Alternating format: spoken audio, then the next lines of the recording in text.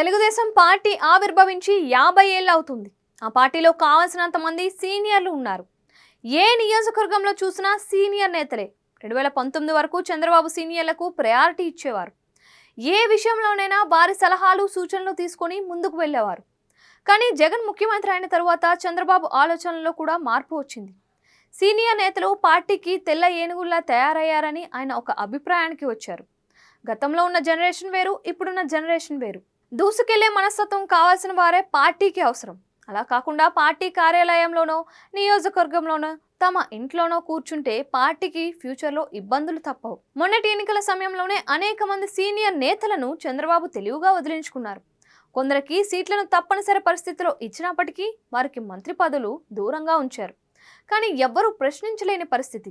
ఎందుకంటే one side విజయంతో అధికారంలోకి వచ్చిన చంద్రబాబు ఏపీ రాజకీయాల్లో తన వ్యూహాన్ని మార్చారు. భవిష్యత్తులో పార్టీకి ఉపయోగపడే వారికే పదవులు ఉంటాయని ఒక రకంగా బలమైన సంకేతాలు పంపారు.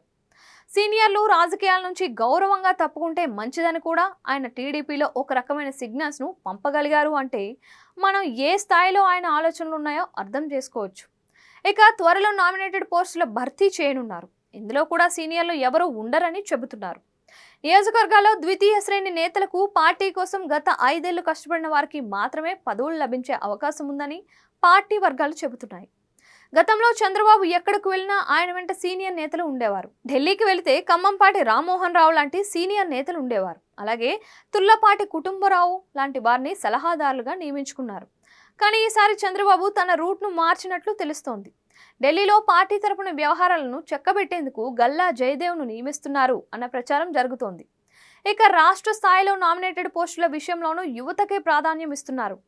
ఇప్పటికే నామినేటెడ్ పోస్టుల కోసం జాబితాను ఆయన రూపొందించారు.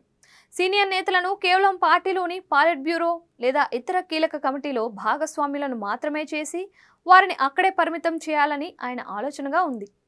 ఇప్పటి వరకు ఎన్నో ఆశలు పెట్టుకున్న సీనియర్ నేతలకు చంద్రబాబు షాక్ ఇచ్చే అవకాశం ఉందని తెలిసింది. టీడీపీలో భర్తీ చేసే నామినేటెడ్ పోస్టుల్లో 90% మంది యువతకే ఇవ్వాలని చంద్రబాబు నిర్ణయించి ఆ దిశగా అడుగులు వేస్తున్నారు. మరి సీనియర్లకు ఈ ఆశలు కూడా గల్లంతైనట్లేనా?